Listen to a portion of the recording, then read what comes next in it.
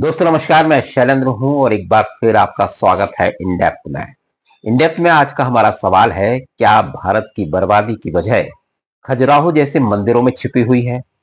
क्या भारत की गुलामी की वजह खजुराहो और कोणार्क जैसे मंदिरों में छिपी हुई है?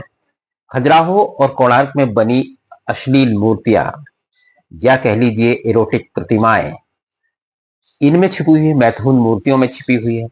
हालांकि इन मंदिरों के बाहर इस तरह की मूर्तियां, इस तरह की भाव भंगिमाएं जो पत्थरों में उकेरी गई, इसको लेकर कई सवाल हैं।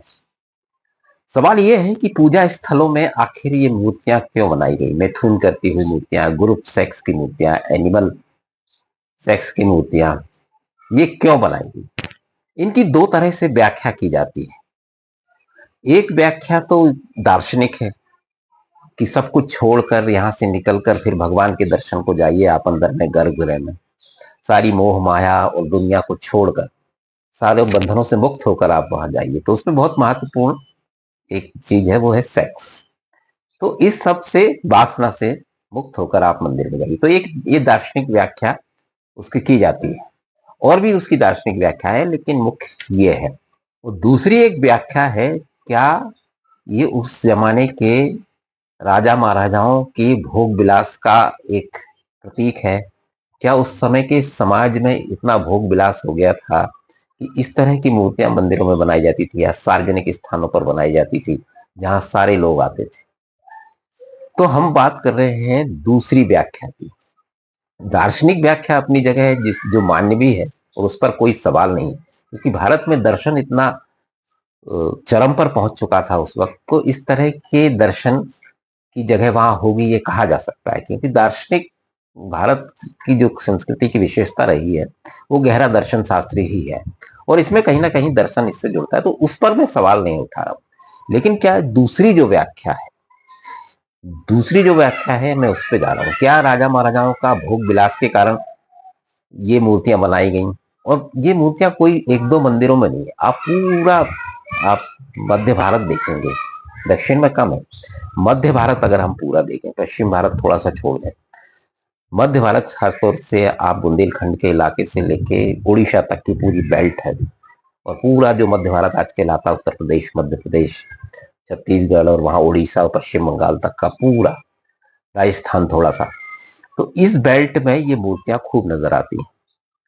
और ये एक टाइम पीरियड में देखिए बनाई गई। ये टाइम पीरियड आप समझ लीजिए 950 से लेकर 1300 तक या 1250 ईस्वी तक ये मूर्तियों का ज्यादा बनाई गई। और याद कीजिए, यही वो टाइम था जब सबसे ज्यादा आक्रमण तुर्क तुर्क की तरफ से, अफगान की तरफ से या अरब की तरफ से हुए भारत पर, मध्य एशिया से। और वही समय था जब भारत पर आक्रमणकारी आ रहे थे, और भारत के अंदर खासतौर से मध्य भारत में इस तरह की मूर्तियां बन रही थी। तो क्या दोनों का कोई रिलेशन है?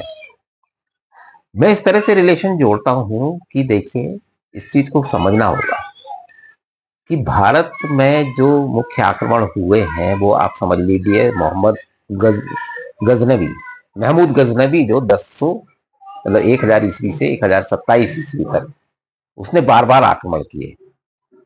और उसके बाद आप समझ लीजिए 1175 से 1206 मोहम्मद गौरी, ये दो लुटेरे जिनको कहा जाता है, या मुख्य आक्रमणकारी जिन्होंने भारत जो गुलामी की वजह बने जो आक्रमण, वो ये दोनों है। अब उसी समय में आप देखिए, जो भारत की पश्चिमी सीमा थी, जो पाकिस्तान का आज हिस्सा है, वो काबुल से लेकर लाहौर तक या अमृतसर तक, ये जो बेल्ट है, यहाँ पर शासन था हिंदू शाही वंश का। करीब 150 से ज्यादा समय तक वो शासन रहा उसका, हिंदू शाही वंश का। 1050 तक का इसका शासन लगभग है। तो हिंदू शाही वंश के जो राजा थे, जिनका राजपाट था काबुल से लेकर लाहौर तक का, तो जो हिंदू शाही वंश के राजा थे, इन्होंने मुस्लिम आक्रमणकारियों को 150 से 200 साल तक वहां पर रोक के रखा। आक्रमण हुए, वो हारे भी, लेकिन उनको आगे नहीं बढ़ने दिया। महमूद गजनवी को आप देख लीजिए, 1000 से 1027 ईस्वी तक उसने कई आक्रमण भारत पे किए, जिसमें 1025-26 में सोमनाथ का आक्रमण भी सबसे ज्यादा जिसकी चर्चा होती है। लेकिन इसको कई बार रोका और वहां पर जमने नहीं दिए उसके पैर हिंदू शाही वंश ने। और उसमें जयपाल जो शासक था हिंदू शाही वंश का, उसका बड़ा महत्वपूर्ण रोल है। हालांकि वो बीच में एक युद्ध हार गए और वो इतना गिलानी हुई उनको कि उन्होंने आत्मदाह कर लिया। उसके बाद उनके बेटे आनंद पाल बने, तो उन्होंने भी इन आक्रमणों का रेजिस्टेंस जारी रखा। और महमूद गौरी के बाद 1027-26 में जब उसका शासन खत्म हुआ, 1027 से 1175 तक 150 साल तक आक्रमण होते रहे, लेकिन किसी के भी पैर जमने नहीं दिए हिंदू शाही वंश के राजाओं ने, और उनको रोके रखा है, जिसका जिक्र इतिहास में कहीं नहीं होता है। 150 से 200 साल या तुर्क आक्रमणों को वहीं पर पाकिस्तान के उस तरफ, समझ लीजिए काबुल के उस तरफ रोक के रखा, या आ भी गए अंदर, वो मथुरा तक आ गए, लेकिन उनके पैर नहीं जमने दिए कभी भी हिंदू शाही वंश और उस समय के राजपूत शासक थे जो उस इलाके से लगे हुए, चाहे हम पश्चिमी राजस्थान की बात करें, चाहे हिंदू शाही वंश की बात करें। लेकिन जैसे ही जब मोहम्मद गौरी का आक्रमण हुआ, तराइन का युद्ध हुआ 1192 और 91 में, 2 युद्ध हुए। 91 में महमूद गौरी हारा पृथ्वीराज चौहान के हाथों, और 1192 में पृथ्वीराज चौहान हार गए। उसके बाद 1192 से लेके 1206 की धीरे धीरे धीरे दिल्ली सल्तनत की स्थापना हो गई 1206 में, और उसके बाद कोई रेजिस्टेंस नहीं था, और तेजी से इस्लाम, या कह लीजिए या मुस्लिम दिल्ली सल्तनत या तुर्क अफगान या मध्य एशिया के शासकों ने पूरे भारत पर, खासतौर से उत्तर भारत पर कब्जा कर लिया। 1526 तक पूरा उत्तर भारत और मध्य भारत मुस्लिम शासकों के अधीन था। कुछ रियासतें छोड़ दें हम बीच बीच की, मेवाड़ जैसी। तो ये इतिहास रहा। तो आखिर क्या वजह रही कि भारत उस समय इतना कमजोर हो गया था? तो उसका कनेक्ट ये है कि जो रियासतें थी वो इस तरह की मूर्तियां बनवाने में लगी हुई थी, और जो भाव भंगिमाएं थी मूर्तियों की, या जो चित्र उकेरे जा रहे थे मंदिरों में, उस समय के समाज का पूरा चित्रण उसमें मिलता है। भोग विलास और इस तरह की चीजें उसमें नजर आती हैं उस समय के सामाजिक जीवन में। तो क्या उसी वजह से, क्या हम इन मूर्तियों के या इन दृश्यों को मान लें कि ये उस समय के भारत के समाज का सही चित्रण था, और उसी वजह से भारत कमजोर हुआ, लोग लड़ना भूल गए, और जो आक्रमणकारी आए उन्होंने मध्य भारत और उत्तर भारत पर कब्जा कर लिया? ये हम मान सकते हैं क्या? ये दोनों बात को मैं कनेक्ट कर रहा हूँ, क्योंकि मुस्लिम आक्रमणकारी और भारत में उस समय की जो सामाजिक परिस्थितियां जो मंदिरों में नजर आती है, उनमें कोई कनेक्शन है क्या? तो मैं इस प्रश्न की एक समीक्षा कर रहा हूँ। हालांकि इसकी दार्शनिक व्याख्या से सब सहमत हैं कि भारत में दर्शन इतना चरम पर पहुंच गया था कि इस तरह की मूर्तियां बनने लगी, और संभोग से समाधि तक का विचार लगभग आ गया। लेकिन अगर दर्शन इतना गहरा था तो क्या वो भी एक वजह नहीं बनता है? क्योंकि अगर दर्शन गहरा हो जाए तो उसमें निर्लिप्तता का भाव आता है, एक छोड़ने का भाव आता है, और शासन व्यवस्था से लोगों का इंटरेस्ट कम होता है।